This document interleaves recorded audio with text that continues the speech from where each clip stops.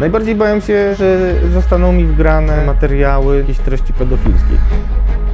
Pobrano mi DNA, nie wiem czemu.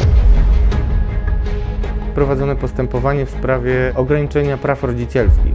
To atak na rodzinę, atak na dzieci.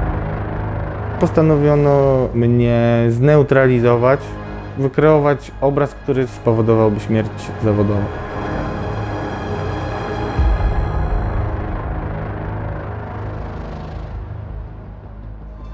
Ten materiał powstał dzięki wsparciu patronów. Dołącz do tego grona na patronite.pl/Czaban robi raban. Stawiając mi kawę na portalach Buy Coffee lub Subpi, stawiasz na niezależne dziennikarstwo. Linki znajdziesz w opisie.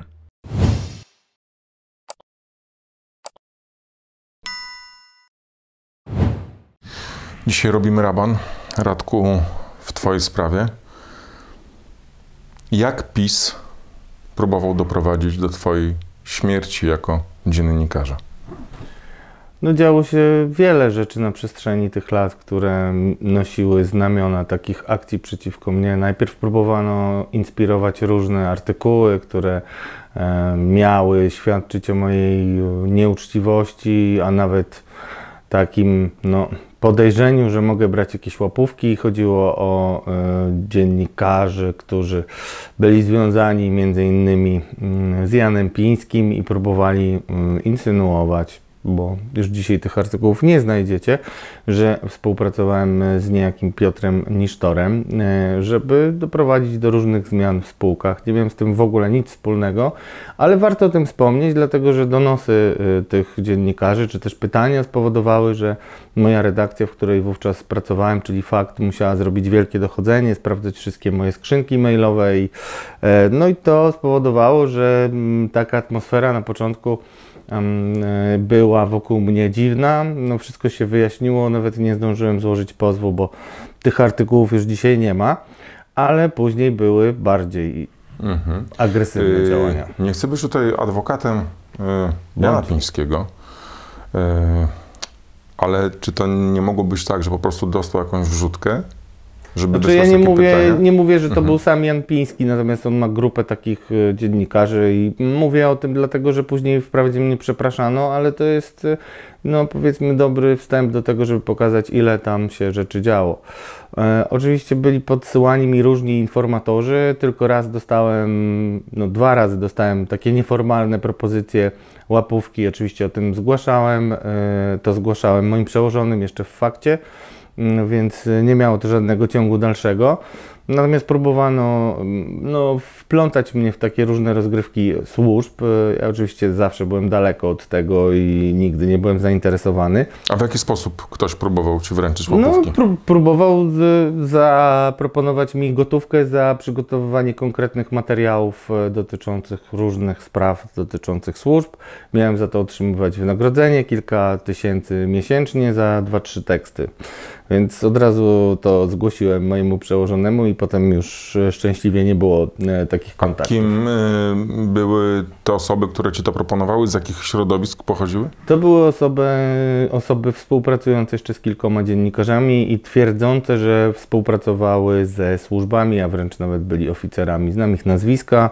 No i cóż, jak wszyscy pewnie wiecie, nie jest łatwo ujawnić jakiegokolwiek agenta, szczególnie jeżeli pracują na niejawnym etacie, więc dzisiaj nie mogę tego do końca zweryfikować, natomiast było trochę takich ludzi na początku PiS-u, ale wyraźnie już w drugiej kadencji takich różnych pomysłów nie było. Czyli wokół ciebie zaczęła tak gęstnieć atmosfera jako wokół dziennikarza, który być może ma jakieś powiązania ze służbami i jest uległy i może być sterowany przez te służby. Tak, to na pewno miało zniechęcić tych informatorów, którzy mieli różne informacje dotyczące nieprawidłowości w działaniach PiS-u, bo oni, zważywszy na to, że miałem mieć taką przylepioną łatkę, że z nimi współpracuję, wiadomo było, że nie chcieli ze mną rozmawiać, co też nie tylko odcinało mnie od informacji, ale tworzyło taką bardzo złą atmosferę wokół mnie. No i kiedy to się nie udało, zaczęły się jeszcze inne dodatkowe historie, natomiast na pewno inspiracja w policji po to, żeby szykować różne materiały przedstawiające mnie albo moje rozmaite materiały w złym świetle były szykowane, między innymi generał Jarosław Szymczyk jako komendant główny policji, kiedy zacząłem wskazywać jego kilka nieprawidłowości w działaniu. Dzwonił osobiście do mojej naczelnej i opowiadał różne historyjki. Akurat w tej dokładnej sytuacji opowiadał, że moje ustalenia to efekt gry w policji, która ma, uwaga drodzy Państwo, uniemożliwić mu objęcie wiceszefa Interpolu. I tak przedstawiał to moim przełożonym. Kto był wtedy Twoim przełożonym? Katarzyna Kozłowska z Faktu. Od niej dostałem taką informację. Który to był rok? Myślę, że jakoś 2017-18. Łatwo to sprawdzić. Chodziło o taką historię dotyczącą przekroczenia uprawnień, którą prowadziło Biuro Spraw Wewnętrznych z ramienia, czy też z doniesienia byłego wiceszefa MSW Jarosława Zielińskiego.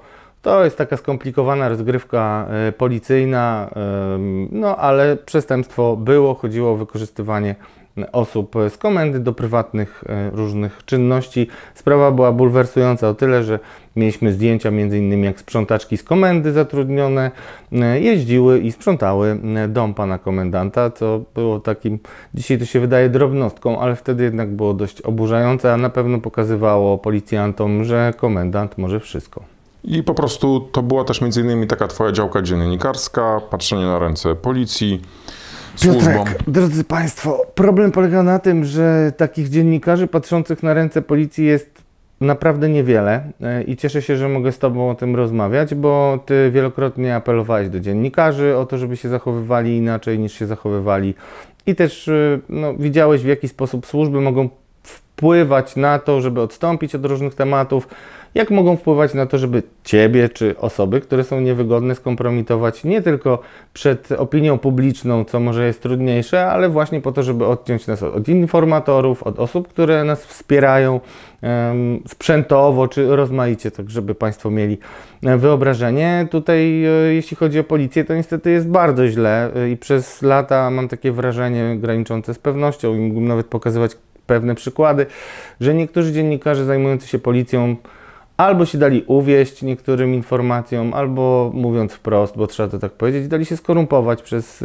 informacje, bo metodą działania policji za czasów generała Szymczyka i jego rzecznika Mariusza Ciarki było przykrywanie tematów, ale takie bardzo metodyczne, to znaczy w momencie, kiedy napisałem artykuł, nie pamiętam czy o ustawionym przetargu na chińskie urządzenia, które miały być używane w policji w łączności, czy też właśnie tę historię z wykorzystywaniem pracowników i pracownic komendy stołecznej.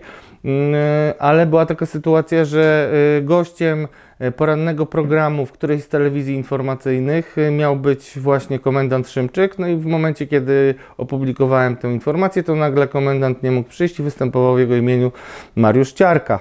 Było dużo takich sytuacji, komenda i pan Ciarka zbierali materiały, które były ewidentnie atrakcyjne dla dziennikarzy, w tym sensie, że nie można było ich zlekceważyć. Każdy z dziennikarzy policyjnych walczy o te newsy policyjne, bo one bardzo podnoszą klikalność, cytowalność i w zasadzie, kiedy masz dobrze ułożonego komendanta, albo jeśli komendant dobrze Cię ułoży, to wtedy ta współpraca kwitnie i możesz nawet być liderem w niektórych obszarach cytowalności i tak dalej. Ja tutaj nie mówię o konkretnych osobach, ale mówię o pewnym mechanizmie, każdy może to sprawdzić. Czyli powiedzmy to, że policja, komendanci wykorzystywali też często zwyczajne słabości ludzkie, taki egoistyczny pęd w ramach kariery dziennikarskiej. Dam Ci hit, tylko słuchaj, ułóż się, bądź grzeczny, ja jestem okej, masz klikalność. Ująłeś to bardzo mocno. Ja myślę, że wielu z tych dziennikarzy no, nie miało takiego poczucia, że dają się wykorzystywać. W ogóle nie myśleli w ten sposób. Natomiast to, co się przydarzyło mi, jest spowodowane tym, że podejmowałem te tematy, o których bardzo wiele osób, jeśli chodzi o zainteresowanie w policji, wiedziało, ale z różnych powodów ich nie dotykało.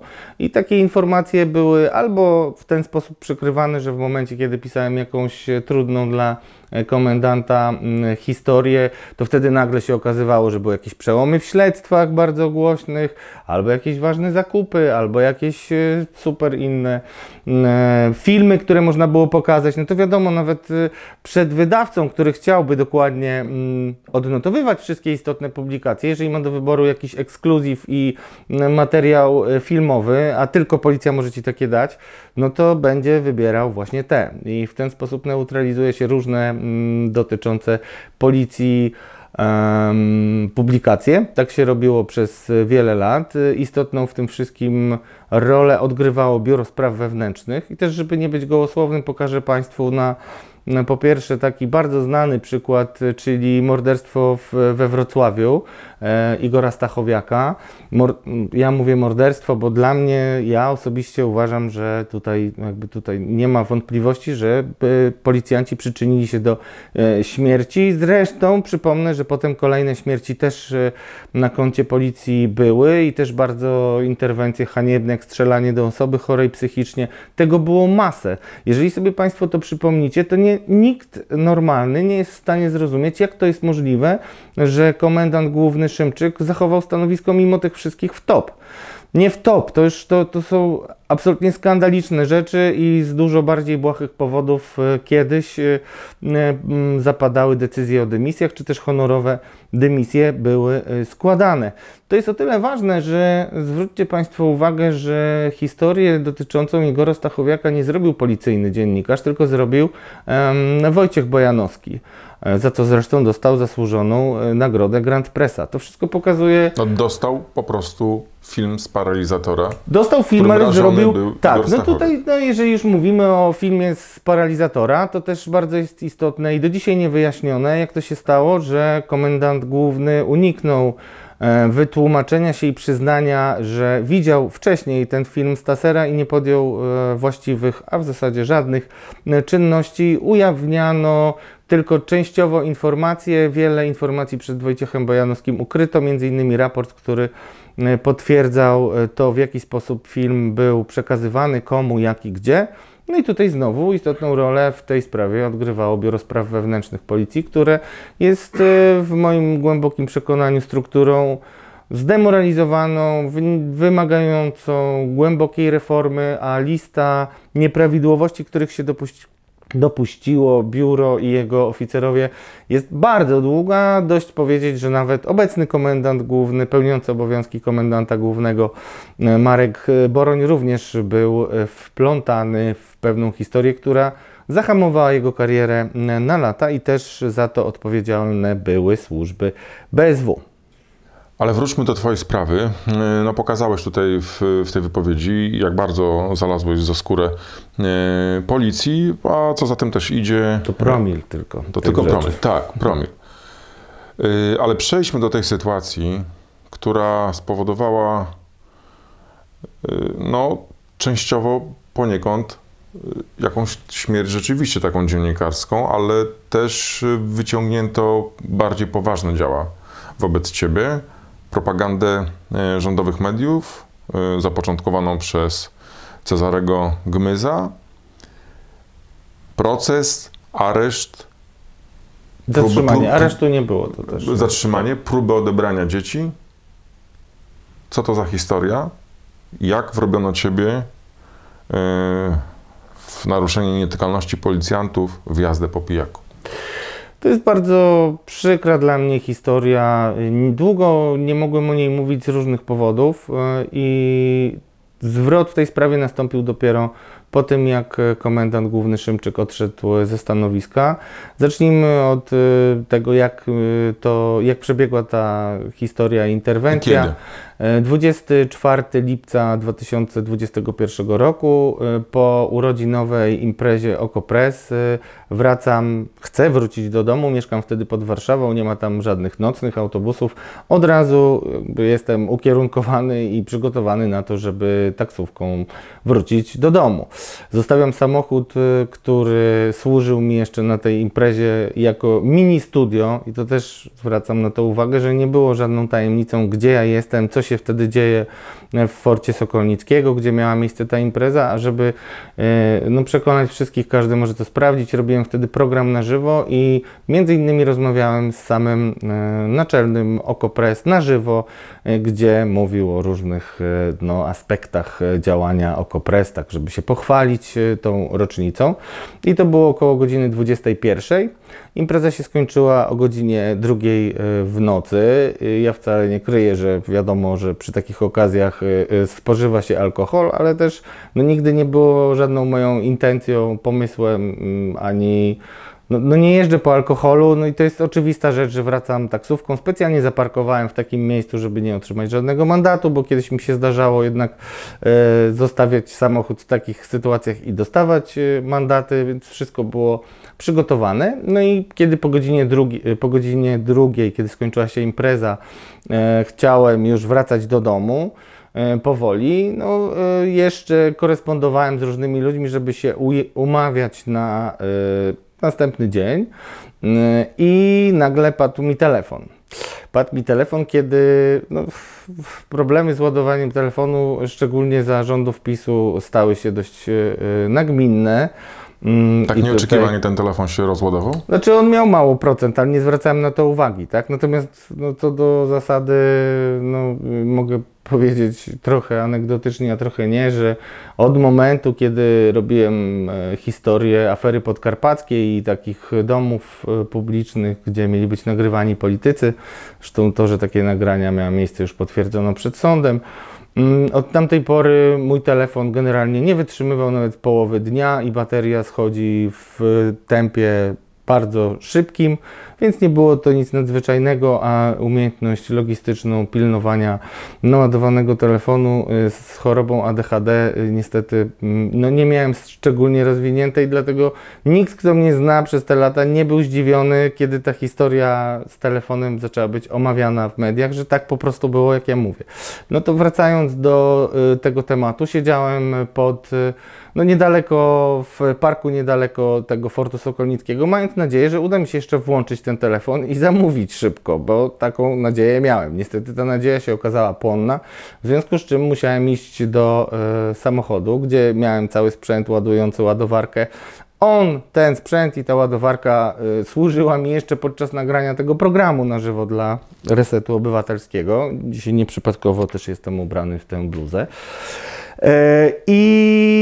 No i poszedłem do samochodu, żeby naładować telefon. Jeździłem wtedy Peugeotem 307, który to model samochodu był tak skonstruowany, że żeby uzyskać prąd, żeby prąd do ładowania niezbędny, jak wiecie, był w samochodzie, trzeba było przekręcić kluczyk, co wiązało się z zapaleniem świateł przednich. Nie zapalał się silnik, trzeba było jeszcze raz przekręcić i tego silnika nie zapalałem. Policja, która się pojawiła przy moim samochodzie, zapukali do mojego samochodu, wyszedłem i pierwsze co powiedziałem, teraz trzeba będzie wypikać, bo chcę być bardzo precyzyjny, powiedziałem, nie ma chuja, że przyjebiecie mi jazdę po pijanemu, ja nigdzie nie jadę, ładuję telefon.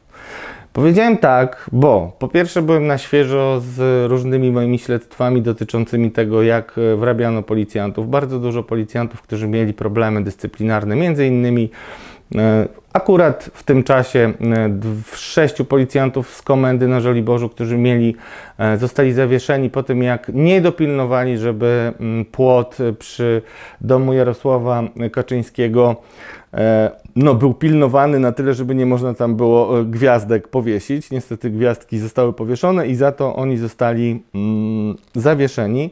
Mówię o tym dlatego, że było to powodem i nieco zapalnikiem dla mnie, kiedy dowiedziałem się że ci policjanci są z komendy, która właśnie zawiesiła swoich policjantów, co starałem się wyjaśnić i w ich obronie występowałem, w obronie tych konkretnych policjantów, nawet korespondowałem z Rzecznikiem Praw Obywatelskim, tam jest taki dyrektor Oklejak i próbowałem namówić ich, żeby bronili tych funkcjonariuszy, albowiem mało kto wie, ale takie zawieszenie to jest tragedia dla policjantów, oni wtedy dostają, po pierwsze to jest ostatnia sankcja przed wyrzuceniem, po drugie, no wiadomo, że to zostaje w aktach, a po trzecie dostają pół pensji. To jest istotnym uderzeniem w tych policjantów. W związku z czym, kiedy prosiłem panów, że chcę pojechać do domu, naładuję telefon i jadę do domu i nie ma żadnych podstaw do interwencji, byłem przez nich wezwany do legitymowania się. Nie chciałem się legitymować.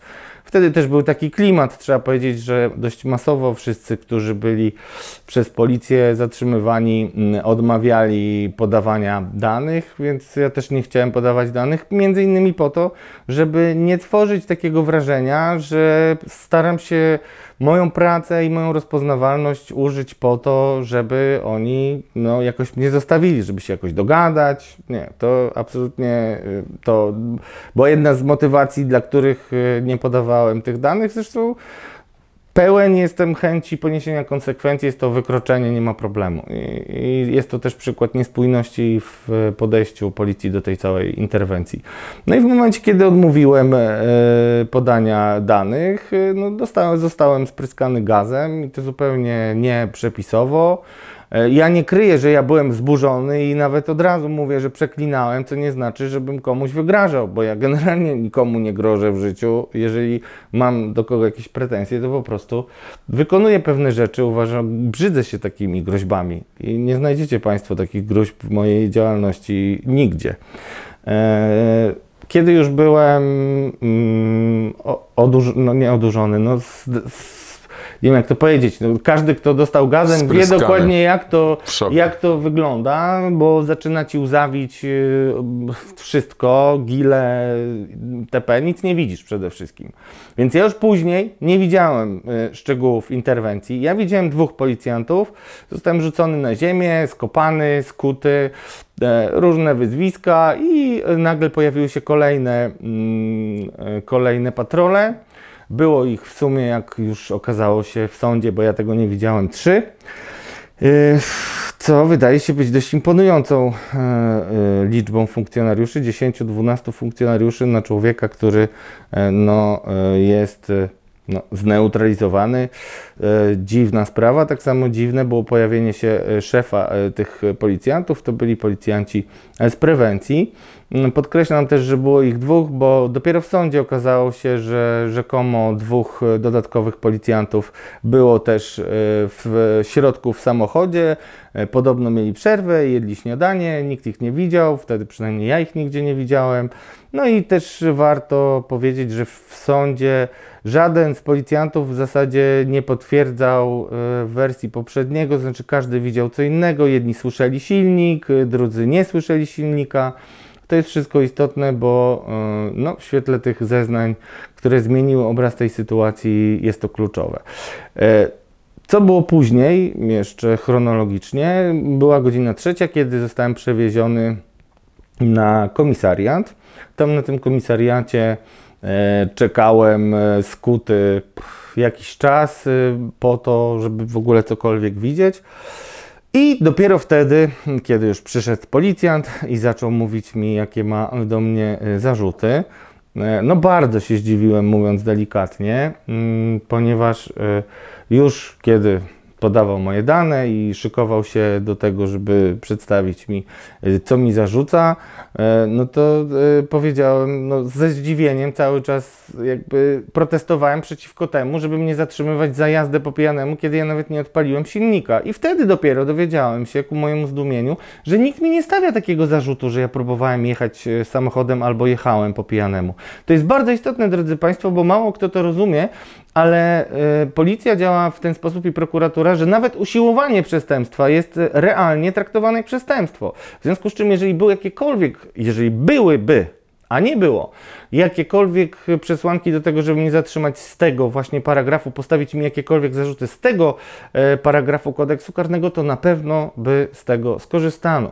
Co więcej, każdy, kto minimalnie interesuje się policją i zna modus operandi i procedury policjantów, wie, że w momencie, kiedy mają do czynienia z osobą, która wygląda na no, mocno spożytą i po prostu pijaną, to i taka osoba dokona jakiegokolwiek wykroczenia, to standardem jest, że jest wieziona na izbę wytrzeźwień. Tutaj jakby osoby pod wpływem nie trafiają na komisariat, nie są zatrzymywane najczęściej. Ze mną było inaczej. Tak jak zaznaczyłeś, nawet później w zarzutach tych w prokuraturze okazało się, że nikt nie zarzuca Ci tego, że miałeś jechać pod wpływem alkoholu. Nikt poza Cezarym Gmyzem, który jest bardzo istotnym elementem w tym wszystkim. To jest człowiek, przypomnę... Czyli Cezary Gmyz. No nie byłoby w ogóle sprawy bez Cezarego Gmyza. Kiedy zostałem przewieziony do miejsca, w którym zatrzymuje się zatrzymanych do momentu przedstawienia zarzutów na ulicy Jagiellońskiej, oczywiście nie byłem w żaden sposób informowany o tym, co się dzieje na zewnątrz. To była zupełnie sytuacja, której się nie spodziewałem. No i w międzyczasie już działy się różne rzeczy, o których dowiedzieliśmy się też przed sądem i warto już je tutaj opowiedzieć. Pierwsza rzecz. Z komisariatu zostałem przewieziony do PDOZ-u, czyli tego miejsca zatrzymania, bez żadnych badań toksykologicznych. Odmawiałem konsekwentnie badań na alkomacie, żądając, żeby zbadano mnie na krwi. Są dużo mniejsze, albo może nawet żadne możliwości manipulowania takim badaniem, w związku z czym, no, znając też to, jak działają alkomaty, jak można wykreować różne rzeczy, no, chciałem takiego badania. I tutaj pierwsza istotna okoliczność, która obnaża no, nieprawidłowość działania policji. W normalnych sytuacjach każdy policjant, który przyprowadza takiego człowieka, który jest o coś podejrzewany, musi napisać notatkę z interwencji, w jaki sposób ten człowiek został przywieziony i ta notatka jest podstawą do wydania jakiejś decyzji przez dyżurnego. Policjanci, którzy mnie zatrzymywali, żądali, i to też jest w zeznaniach, żeby wydać zlecenie na takie badania. Dyżurny ich nie wydał. A nie wydał ich dlatego, że byłem trzeźwy. W momencie, kiedy oni mnie już spryskali gazem, rozmawiałem, byłem w kontakcie, nie było sensu takich badań robić. Mimo to, nie wiedzieć czemu i na jakiej podstawie, policjanci zawieźli mnie jednak do szpitala Kasprzaka. Zupełnie nie rozumiem, w jakim trybie to się odbyło. Tam też nie zostałem przebadany, natomiast widział mnie lekarz. Tak naprawdę ta sytuacja jest zupełnie niezrozumiała dla mnie. Cały czas byłem w kajdankach, cały czas byłem, nie odmawiano mi jakiegokolwiek ruchu i rozkuto mnie dopiero, kiedy zostałem zawieziony do miejsca zatrzymania. Wtedy była mniej więcej godzina 8-9. Ja oczywiście nie noszę zegarka, telefon rozładowany, więc dokładnie nie wiem. No i najciekawsze rzeczy zaczęły się dziać parę godzin później, bo jak ujawnił mój świadek na sprawie po zwolnieniu komendanta Szymczyka, notatka, która powinna znaleźć się od razu na komisariacie i być podstawą do działań, była wielokrotnie zmieniana i ostatecznie została złożona dopiero po godzinie 11. Moi prawnicy wystąpili do policji i czekamy na informacje dotyczące zabezpieczenia dowodów, które by mogły to potwierdzić. Ten wniosek poszedł do policji, jeszcze nie został zrealizowany. No i zaczęła się cała nagonka, kiedy byłem zamknięty, a dokładnie po godzinie 14. Cezary Gmyz poinformował na swoim koncie twitterowym, to też jest dość istotne, że kompletnie napruty niejaki Radosław Gruca próbował po pijanemu jechać samochodem i interwencja policji spowodowała, że to się nie udało. Trzeba było użyć środków przymusu bezpośredniego, bo szarpał się z policją. Warto przytoczyć dokładnie treść tego tweeta, ale ja jej nie pamiętam, bo autor już skasował ten tweet i udaje, że go nie było. Pisał to o godzinie 14 z Berlina. Z Berlina, tak, to jest korespondent TVP z Berlina, no, dobrze poinformowany i realizujący zlecenia policji, można już o tym mówić, bo później stało się to modus operandi, jeśli chodzi o działania w takich sytuacjach, a ten modus operandi, skracając krótko, Cezary Gmyz na Twitterze zamieszcza informację lekko czasami związaną z prawdą, natomiast pokazuje ją w takim negatywnym świetle, bo to najczęściej dotyczy oczywiście osób, które są krytyczne wobec władzy, że później zostaje z ludźmi ten pierwszy przekaz. I tak było między innymi w sprawie akcji Uwolnić Omara, gdzie ofiarami też Cezarego Gmyza i służb byliśmy wspólnie ja i Karolina Baca-Pogorzewska. Dokładnie. I to było wykorzystane, znaczy wasza historia była zupełnie bulwersująca, bo posłużyła temu, żeby budować niechęć do uchodźców. Znaczy Omar, który został sprowadzony do Polski i przedstawienie jego sytuacji rodzinnej, konfliktów rodzinnych posłużyło przecież propagandzie. Tak samo ja już w tych zarzutach prokuratorskich i w toku procesu wpisałem się w niechlubną akcję propagandową Murem za polskim mundurem, bo już kiedy zostałem skazany w pierwszej instancji, to też jest dość istotne, na grzywnę tylko, symboliczną, więc mogłem to już odpuścić, ale nie chodzi o to, żeby mieć to zamknięte, tylko chodzi o zasady. To w apelacji prokuratura wprost odnosiła się do tego, że no, należy surowo dziennikarzy szczególnie karać w związku z tym, że no, ujawniają różne rzeczy, a jeżeli jeszcze atakują funkcjonariuszy, to zasługują na jak najsurowszą karę.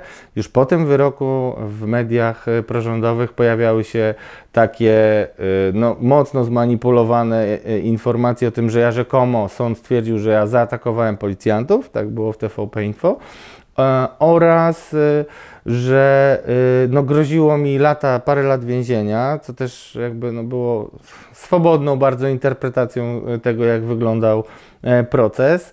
Więc to był, no i oczywiście te procesy były relacjonowane w TVP, mimo że nikogo nie było na sali i godzinę później jeszcze nie zdążyłem dojechać do domu z sądu, to już byłem przedstawiony w takim, a nie innym świetle. Tam też to jeszcze raz przypomnijmy, jakie zarzuty były.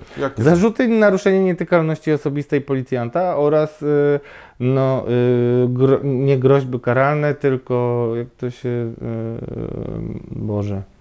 naruszenie nietykalności, znieważenie policjantów. To wrócę na chwilę do tej historii, kiedy policjant mi przedstawiał te zarzuty, bo kiedy ja się dowiedziałem, że dostaję zarzut naruszenia nietykalności, o którym w ogóle nie miałem zielonego pojęcia, że coś takiego miało miejsce, no to powiem szczerze, wpadłem w no, mocny gniew, bo pytałem, jak to jest możliwe, że to zatrzymujecie mnie, wieziecie mnie tutaj, dlatego że ja rzekomo cię szarpałem. Popatrzyłem na niego i powiedziałem, człowieku, ty masz bardziej wyprasowany mundur niż ja garnitur, jak idę do telewizji. I ty mówisz, że ja cię szarpałem?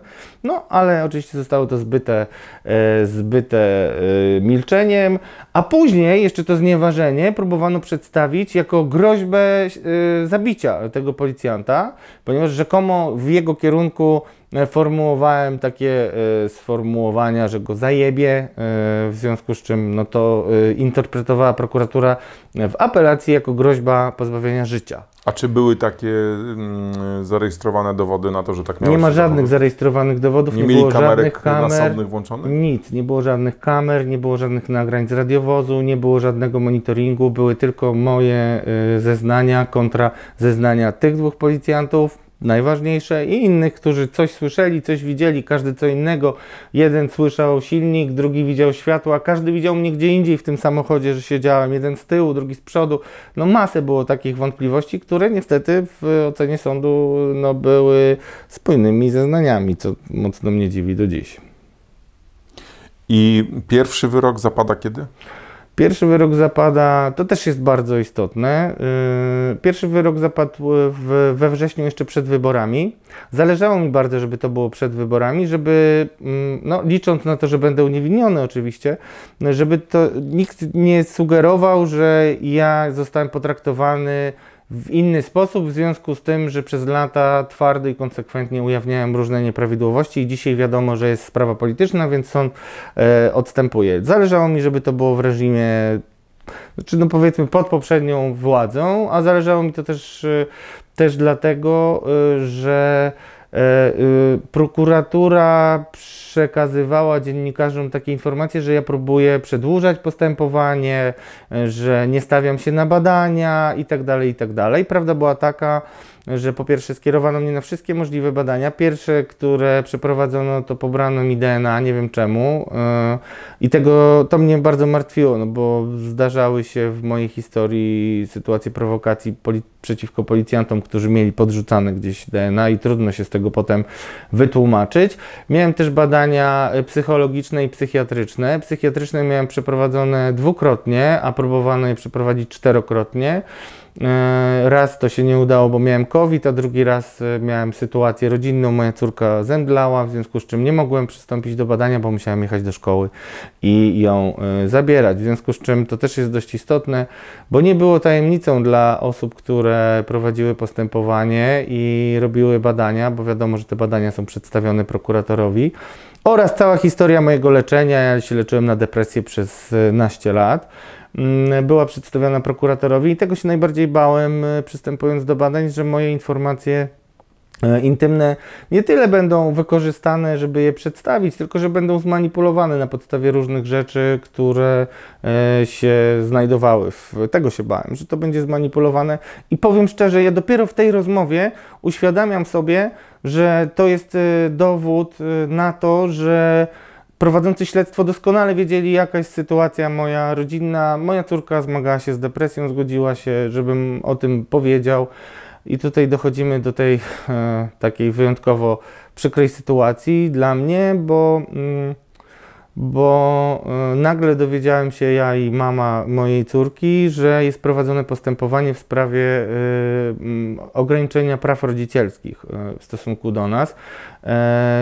I no do dzisiaj nie wiem dokładnie, jak to się stało. Wprawdzie moja córka była leczona, ale wszystkie opinie instytucji, które zajmują się dziećmi w kryzysie zdrowotnym czy w kryzysie psychicznym, mówiąc wprost, no, są szeroko zakrojone. Bardzo mnie to cieszy generalnie, ale jeżeli wszystkie instytucje wydawały nam jako rodzicom no, laurki, bym też powiedział, czy to w szkole, czy to wizytatorzy z sądu, no to wydawało mi się to być bardzo, bardzo zastanawiające.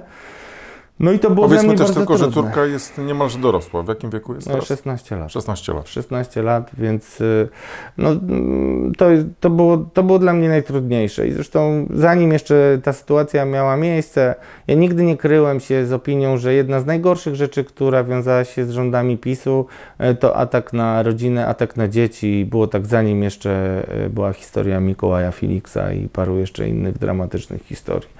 Więc ja przez parę miesięcy... Rodzinnie przeżyliście piekło. Ja na pewno i no wszyscy, bo też dzieci przecież o tym wiedziały, terminy są długie, od momentu, kiedy dostajesz informację, że w ogóle takie postępowanie ma miejsce, do momentu rozprawy, no żyjesz tak jak na bombie, bo no nie ma nic dla mnie cenniejszego i nigdy nie było niż moje dzieci i moja rodzina. Każdy to wiedział, ja to mówiłem publicznie, nigdy się nie spodziewałem, że w ten sposób ktoś będzie próbował mnie neutralizować, bo ja osobiście odbieram to jako no, taki ostateczny cios, który można mi było zadać i ja przez wiele miesięcy byłem w lęku, że że coś się stanie mojej córce tak naprawdę. Ja też nie rozumiałem tego, ona nie rozumiała tego. My długo nie mówiliśmy jej nawet o tej sprawie, żeby jej nie denerwować. No, staram się nie mówić o tym za dużo, bo nie chcę jej no, wracać do tego też z córką, ale dostałem jej zgodę. To po prostu było traumatyczne przeżycie i równolegle do tego, co przeżywałeś w ramach tego ataku na twoją rodzinę, też... byłeś jak gdyby spychany na margines dziennikarstwa przez własne środowisko. Byłem, bo pewnie powodów jest bardzo dużo. Na pewno pracując w Okopres, które było uznawane za takie jedno z najbardziej opozycyjnych mediów i myślę, że w opinii czytelników też bezkompromisowych, no Okopres bardzo newralgicznie reagowało na wszelkie zarzuty. Mam z perspektywy czasu takie wszelkie zarzuty, które pojawiały się w przestrzeni publicznej wobec osób, które publikowały w Okopres. No i mam wrażenie, że tutaj nie stanął nikt na wysokości zadania, bo ja do dzisiaj nie rozumiem, jak to jest możliwe, że dziennikarze pracujący i redaktorzy pracujący w portalu, w którym można znaleźć dziesiątki przykładów kłamstw policji, mieliby jakiekolwiek wątpliwości jakby w zestawieniu mojej relacji z tym, co przekazywano przez policję. I tutaj też wróćmy na chwilę do Cezarego Gmyza, bo tak dziwnie się złożyło, że jego wpisy pojawiły się dopiero, kiedy policjanci złożyli zeznania przed prokuratorem i to w zasadzie to jest kwestia minut. Także no, można mieć takie wrażenie, że komunikaty były tak formułowane, żeby prokuratura stanęła w obliczu, no, żeby nie miała żadnych dylematów, że trzeba mi postawić zarzuty. Bo opinia publiczna już wtedy huczała, pijak, narkoman, co on robił, jak to możliwe. No tego było bardzo dużo, ja nawet o tym nie wiedziałem, bo zarzuty postawiono mi dopiero wieczorem. Dopiero wieczorem też przeprowadzono badania krwi. Ja tych wyników krwi nie znałem. Przed wejściem do prokuratora dmuchnąłem w alkomat, miałem 0,0, postawiono mi te zarzuty, o których mówiłem. Też ciekawe rzeczy działy się w prokuraturze, kiedy przyszedłem z moim adwokatem i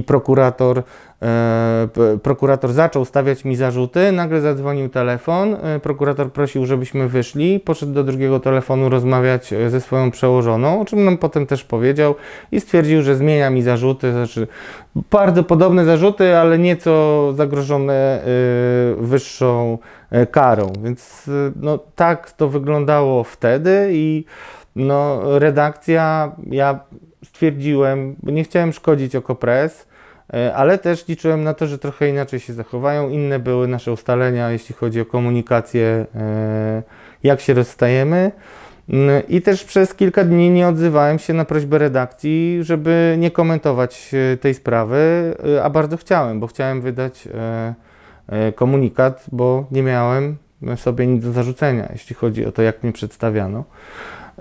I jestem dzisiaj w bluzie Resetu Obywatelskiego, bo jestem ogromnie wdzięczny i Marcinowi Celińskiemu, naczelnemu, i Tomaszowi Piątkowi, i całej redakcji, która murem stanęła za mną, nie czekając nawet na ostateczne rozstrzygnięcie i komunikaty policji, widząc nagonkę, którą w internecie już wykreował Cezary Gmyz, przeciwstawiali się hejtowi, zapewnili mnie o o swoim wsparciu wobec tego, co się wokół mnie dzieje, i myślę, że tylko im mogę zawdzięczać to, że tej śmierci zawodowej nie było, była tylko, powiedzmy, stan śpiączki przez chwilę. Bardzo trudny stan śpiączki. Odwołałeś się, teraz trwa proces w drugiej instancji? Tak, trwa proces w drugiej instancji. Czekam na kolejnych świadków, którzy potwierdzą kwestię tego manipulowania w śledztwie. Mam dodatkowe informacje.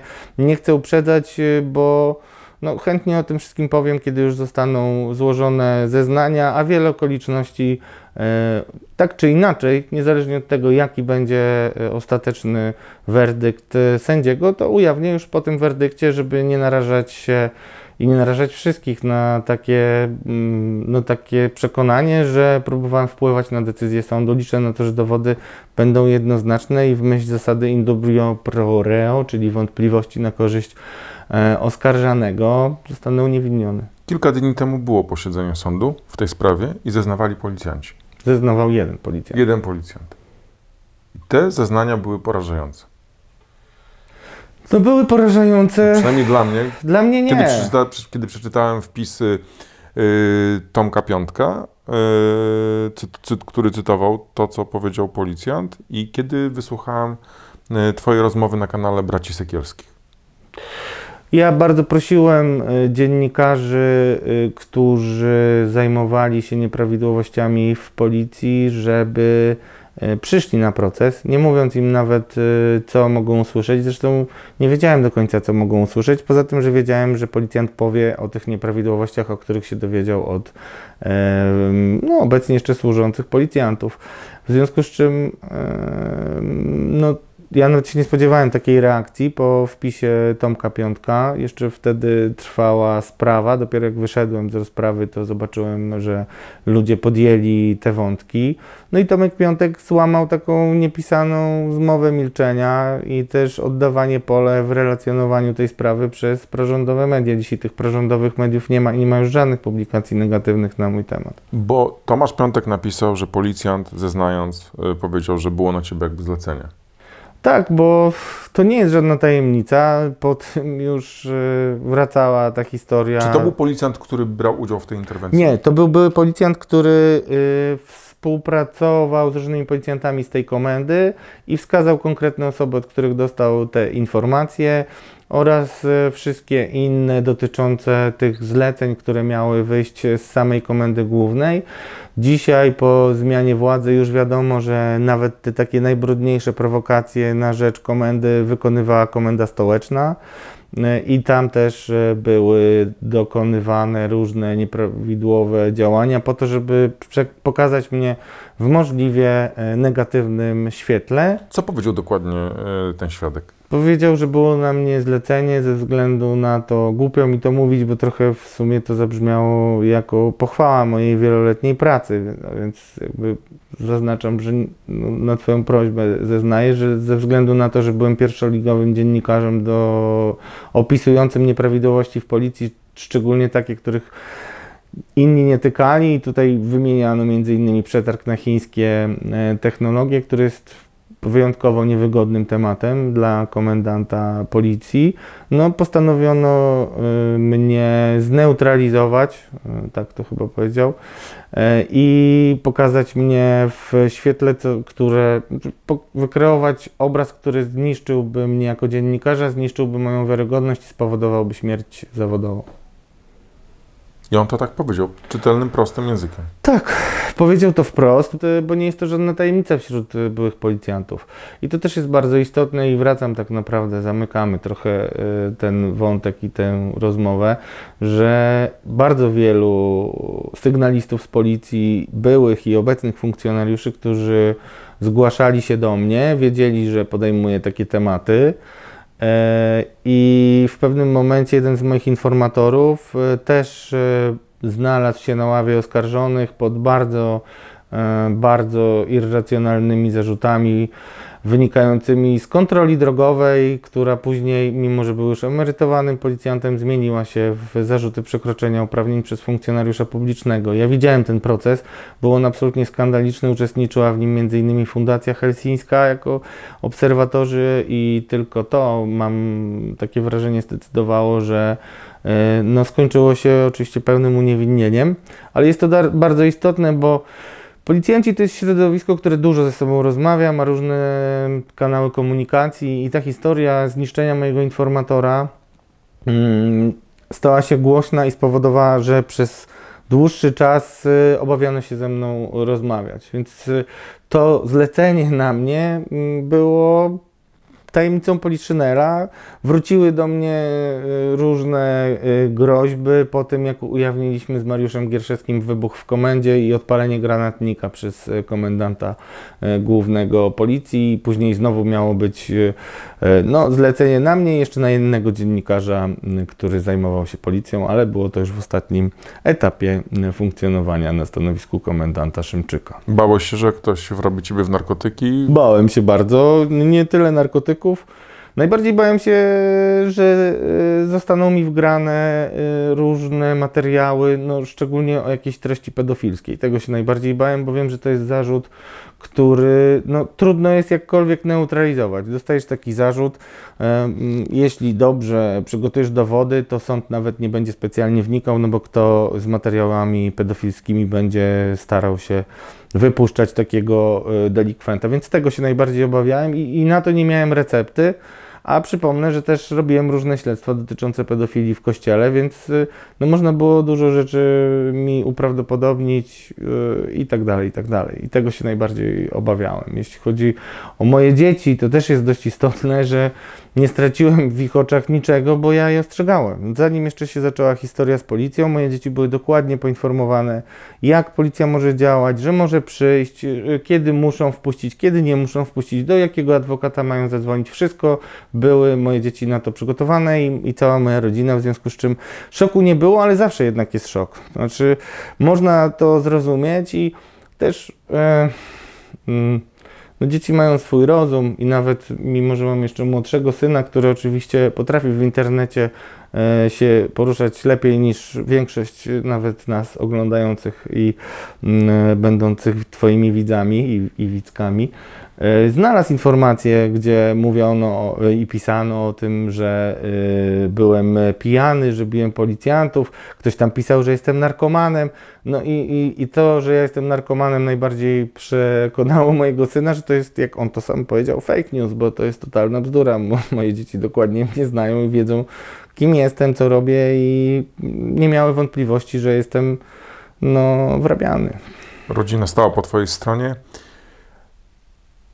Gorzka jakaś refleksja jest na temat środowiska dziennikarskiego, zwłaszcza tego, z którym byłeś bezpośrednio związany, gdy to się działo? Tak, jest, trudno nie mieć gorzkiej refleksji i ja z perspektywy czasu żałuję, że się zachowałem tak honorowo. W ogóle to jest chyba też wielu z nas, którzy oglądają historie, które relacjonujesz i śledziły wydarzenia przez ostatnie lata, wie, że takie honorowe zachowania rzadko przynoszą jakiś spokój, a często są wykorzystywane wręcz przeciwnie.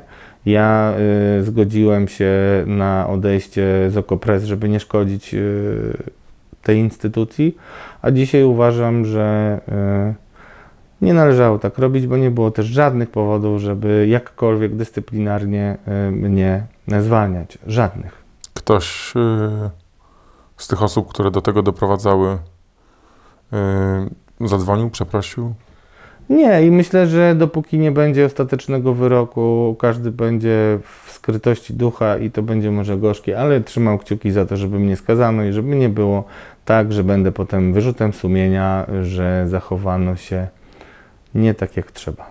Ale nadal jesteś dziennikarzem? Jestem dziennikarzem i po wszystkich informacjach, które razem z Mariuszem Gierszewskim w Radio Z publikujemy, a podkreślę, że nie miałem nawet żadnego procesu po 2 latach pracy w Zetki, co wydaje mi się bardzo nawet dziwne, a podejmowaliśmy bardzo trudne tematy wielokrotnie, czy to afera NCBIR, która skończyła się dymisją Jacka Żalka, czy wybuch w komendzie, czy Elżbieta Witek, która swojego męża miała na ojomie prawie 2 lata.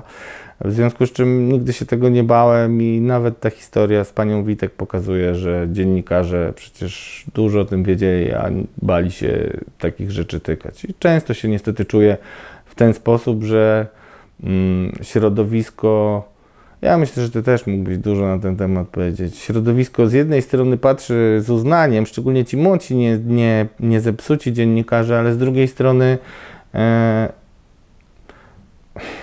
staram się myśleć jak Anna Frank, że w gruncie rzeczy ciągle wierzę, że wszyscy ludzie są dobrzy i dlatego myślę sobie, że po prostu jest im jakoś tam wstyd i wolą udawać, że mnie nie ma, żeby nie konfrontować się, żeby było ciszej i żeby nie musieli się tłumaczyć. Na początku, jak PiS przychodził, miałem tak, że część moich artykułów, szczególnie o poprzedniej władzy, cytowała jedna połowa mediów, a te, które nie dotyczyły władzy, tylko dotyczyły PiS-u, druga połowa mediów. Później stało się to bardziej skomplikowane, ale cieszę się, że jednak te wybory pokazały, że prawda i odważne dziennikarstwo wygrywa.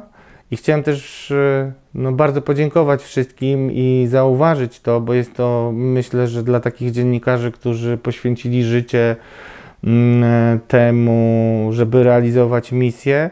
Chciałem podziękować wszystkim naszym odbiorcom, bo widzę wyraźnie, że zmieniło się podejście do pracy dziennikarskiej i ludzie już rozumieją, jak dużo to kosztuje i myślę, że nie rozumieją tylko, jak trudne sytuacje nam się przydarzają, szczególnie w tak funkcjonujących mediach w Polsce. Ale trzeba być obiektywnym i uczciwym. Dziękuję też Radiu Z, szczególnie mojemu szefowi Łukaszowi Sawali w Radiu Z, który nie posłuchał tych, którzy zniechęcali go do tego, żeby mnie zatrudniać.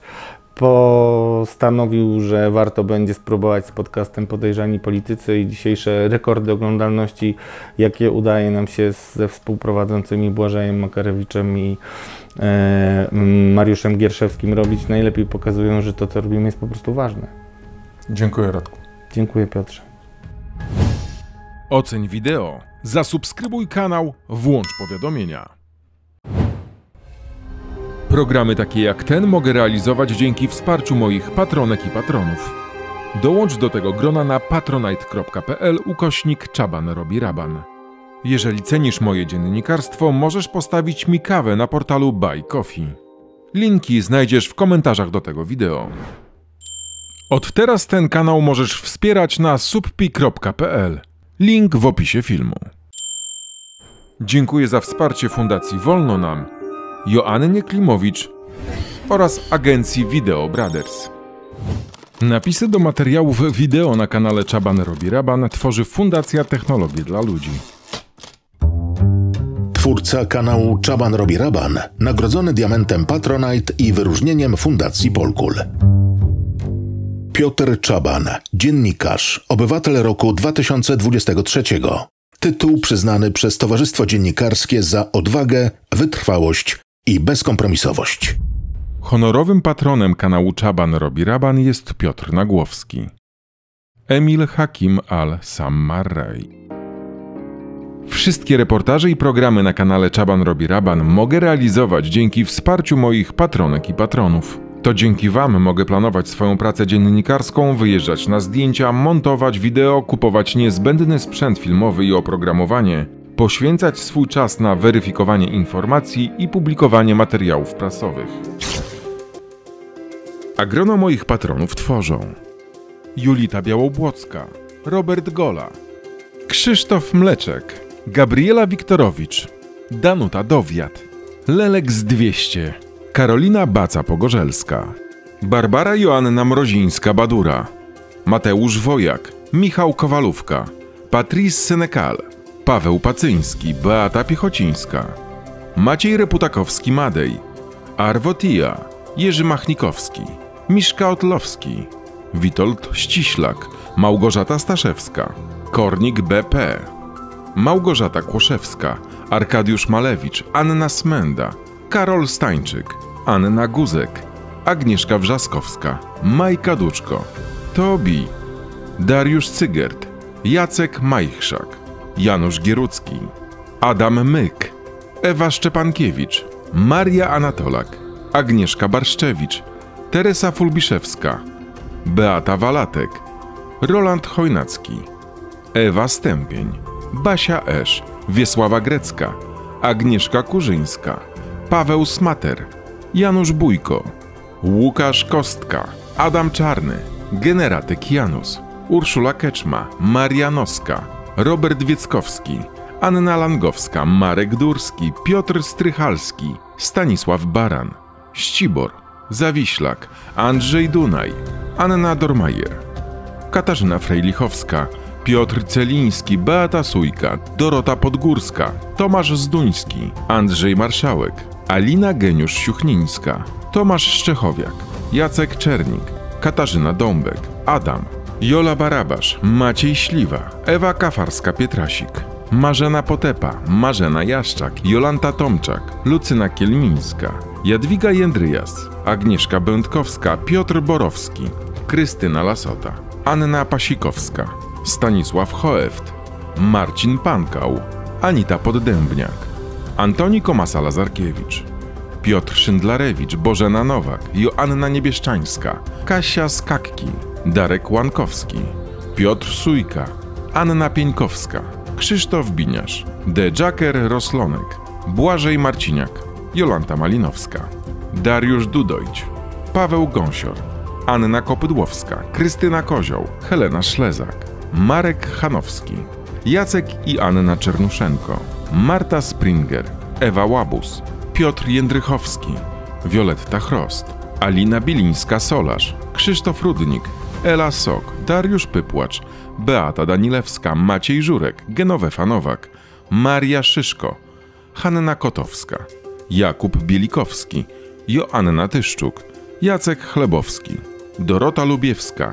Katarzyna Zaręba-Niedźwiecka, Olga Łojewska, ABCD, Dawid Weisbrod, Bogna Badowiec, Dorota Dowgiel, Anna Mrowiec, Paweł Gliwny, Joanna Karbowska-Bebel, Aleksandra Bolczyk-Szepert, Marlena Fatyga, Agata Drummond, Joanna Poziemska, Sandra Jarnot, Marta Leśniak, Agnieszka R. Jobda, Basia Madej, Katarzyna Więciorek, Aleksandra Lipowska, Wawrzyniec Mąkinia, Marcin Pyrzyk, Farea Fajnt, Ewa Tarasewicz, Bartosz Romanek, Maciej Handzlewicz-Wacławek, Gosia Adamczyk, Irma Czerwińska, Małgorzata Pietrowska, Blandyna Domagała, Agnieszka Wolska, Renata Gorzowianka, Iwona Skoneczna, Agnieszka Grondas, Piotr Dąbek, Wioletta Wojtasiak, Aga Lys, Adhina Jędrzejczyk, Kasia Kruszewska, Marta Sikora, Magdalena Babral, Mieczysław Lackowski, Tomasz Białecki, Grażyna Przybyszewska, Basia Andrysiak, Tomasz Niechoda, Paweł Podkościelny, Dariusz Grochal, Hubert Zadrożny, Krystyna Ostrowska-Cichocka, Katarzyna Pasek, Ola Okońska, Agata Sulikowska-Dejena, Zofia Malcher, Dorota Gabała, Agnieszka Laska, Ania Rabczyńska, Monika Uziębło, Mateusz Myśliwski, Małgorzata Majewska, Anna Mazan, Ludmiła Śliwieńska, Małgorzata Maj, Andrzej Klos, Anna Domanowska, Wiola Hitro, Maciej Jasiuczenia, Marita Adamska, Anna Oryńska, Weronika Furchel, Tomasz Czech, Karolina Górecka, Magda Zielińska, Wojtek Buczyński, Joanna Przewłocka, Kryśka Zdziechowska, Magda i Marek z Torunia, Katarzyna Mielec, Wojtek Trzciński, Michał Słowik, Justyna Rochon, Klara Półmrok, Iza Brodnicka, Magda Górak, Anita Głowińska, Katarzyna Sztop-Rutkowska, Agata Bonenberg, Gosia Drozd, Katarzyna Szatyłowicz, Anula Dmytruszyńska, Magdalena Klemensowicz, Magda Czarkowska, Marta Wieszczycka i Ewa Wdowiak. Wszystkim Wam dziękuję z całego serca. Dziękuję też tym, którzy na portalu Buy Coffee stawiają mi symboliczną kawę, tym samym stawiając na niezależne dziennikarstwo. W taki sposób w lutym wsparli mnie Ania, Maciek Tarmas, Tosiek Grochowski, Ewa Mysłakowska, Olga Rutkowiak, Agnieszka Chlebowicz, Ingrid Podwysocka, Bena, Krystyna Kilde, Anna Szmel, Magdalena Poremska, Bogusława Gerc, Ewa, Danuta Rakowska, Robert Bień, Reichen Wolner, Piotrek Jasiewicz, Edyta Kostowska, Maciej Grochowski, Agnieszka Klus i Danuta Stołecka. A na portalu Subpi wsparli mnie Jacek Ostrowski, anonimowy darczyńca, Hanka Kening, Magdalena Gaszyńska-Nowak, Jolanta Pochowska, kolejny anonimowy darczyńca, Sylwia Kozłowska, Genowefa Nowak, Ryla i jeszcze jeden anonimowy darczyńca. Wszyscy jesteście częścią redakcji Czaban robi Raban, za co bardzo Wam dziękuję. Do usłyszenia i do zobaczenia.